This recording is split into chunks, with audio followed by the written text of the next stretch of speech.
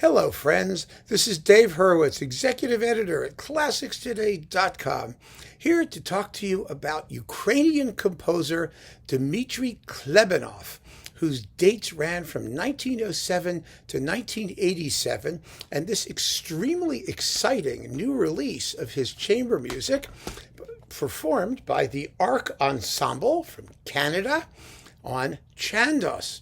And I'm so happy to tell you that Chandos has now given me permission to use clips of their recordings, which is going to open up a whole new world of fun and games for us, and I hope also for them.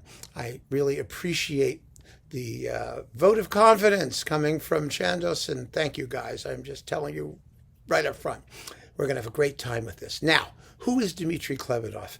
Fascinating composer. I first heard of him because of Richard Kapp, conductor of the Philharmonia Virtuosi. Richard Kapp's significant other was the violist Mela Tenenbaum, who, through her work in Ukraine, had become acquainted with Dmitri Klebanov, who composed for her his two last works, his viola concerto and a magnificent piece for viola d'amour and soprano and chamber ensemble called Japanese Silhouettes, a musical interpretation of a series of Japanese haiku. It's absolutely exquisite, gorgeous. And he recorded those works on his label. And of course, he was interested in getting reviews. So Dick was in touch with us and said, "You got to hear this guy. He's really, really great." And I heard the disc, and it's still available, by the way. I don't know if Essay is still around, but this disc I've seen on Amazon recently. So if you can get it, here it is. There it is. Grab it while you can. It's absolutely fabulous. But Klebanov lived from 1907 to 1987. He was a composer whose career sort of tanked in the early 1940s because he was a budding musical, not exactly a wunderkind, but a very serious composer. And his first symphony was subtitled Babi Yar, after the place of the slaughter of tens of thousands of Jewish prisoners during the Second World War, that ravine in the Ukraine, which became also the subject of Shostakovich's 13th Symphony. But this was a couple of decades before that, which turned out to be really bad timing, because the symphony was performed, it got some attention, and then after the war, when the Stalinist purges revved up all over again, Klebanov, who was A, Jewish, and B, wrote a Babi Yar symphony, was purged. And he was originally from Kharkiv or Kharkov or whatever you want to call it, the town in Ukraine. And he was basically sent back there to work and live and die in obscurity, which was it was a terribly sad thing for him. Fortunately, he survived, the purges, which was a lucky thing.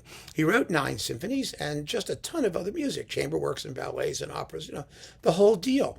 But there had been no other recording of his work other than a sort of dim air check of his first symphony until this came out on Chandos, thank God, from the ARC Ensemble of Canada, covering up the ARC. There we go, the ARC Ensemble of Canada, as part of their Music in Exile series, devoted to composers who were in exile, essentially, either within their own country or had, somewhere else.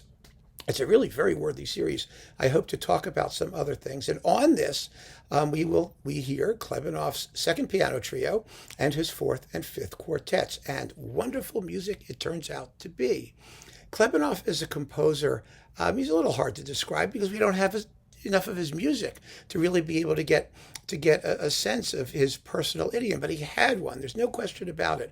All of his music that I've heard has this really sweet, soulful lyricism, not sentimental, but no matter how complex the harmony gets, and it does get sort of Bartok-y, Shostakovich-y in the 1960s when the situation in the Soviet Union relaxed enough for him to write more modernist music. But no matter how modern he gets, there's always a thread of melody, a lyrical impulse, and a genuine, I don't know how else to say it, humanity, humaneness, kindness almost to his music that makes it really, really special. And I think directly expressive and appealing.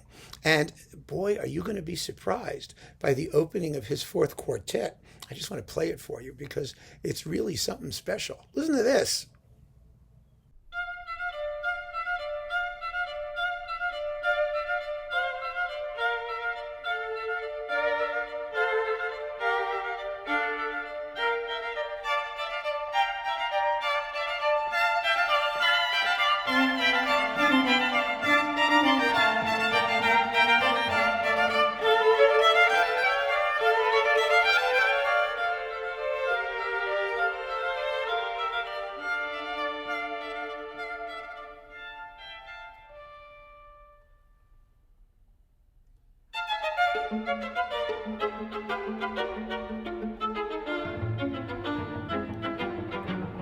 Now, do you know that tune? Of course you know that tune.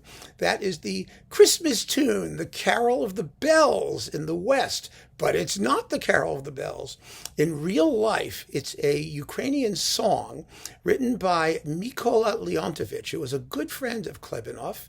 Leontovich spent most of his career writing choral music and songs based on Ukrainian folk motives and elements, and he wrote a song called Little Swallow, and that is the Carol of the Bells, as it was arranged in the West, presumably without payment or copyright issues, and that's how we know it. But he was very friendly with Klebanov, as I said, and he was assassinated in 1921 by Russian security forces for reasons we're not exactly sure.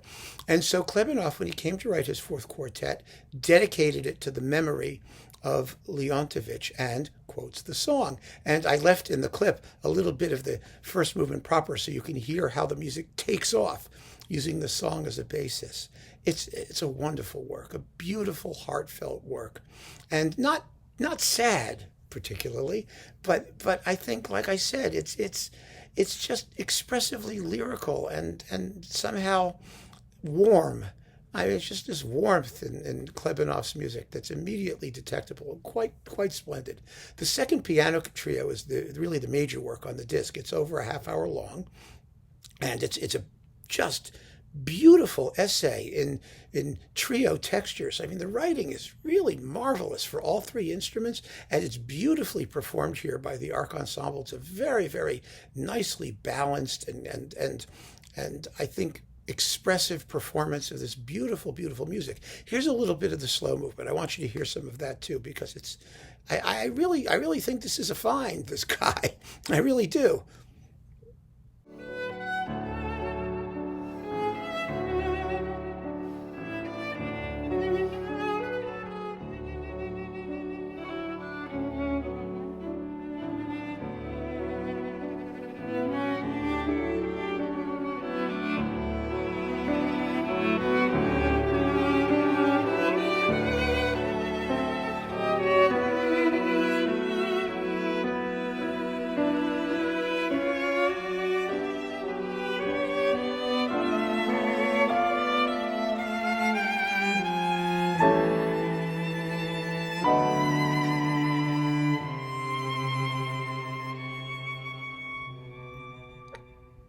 Lovely, isn't it?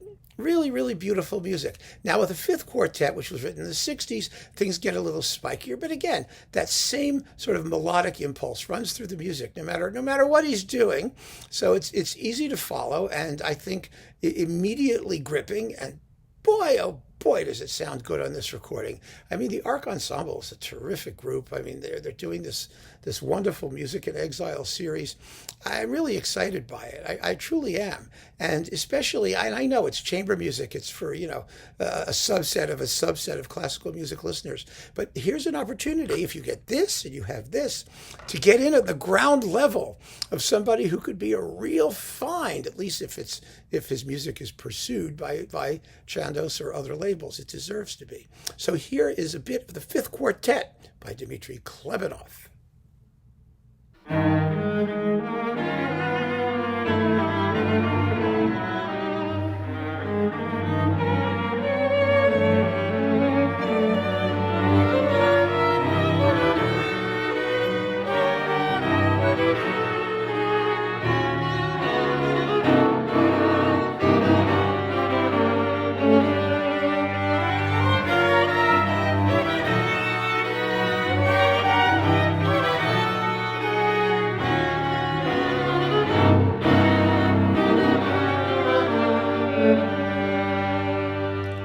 So this is good stuff, my friends. Really, really, really good stuff.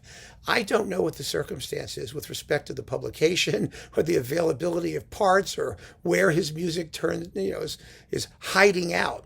I mean, even these works apparently were like lost as soon as that they were performed, and much work had to be done to dig them out. But the music exists. It's out there. Some enterprising group, maybe the ARC Ensemble wants to do more. Maybe Chandos will do more. Whatever the result is, there should be more. This is really a gem.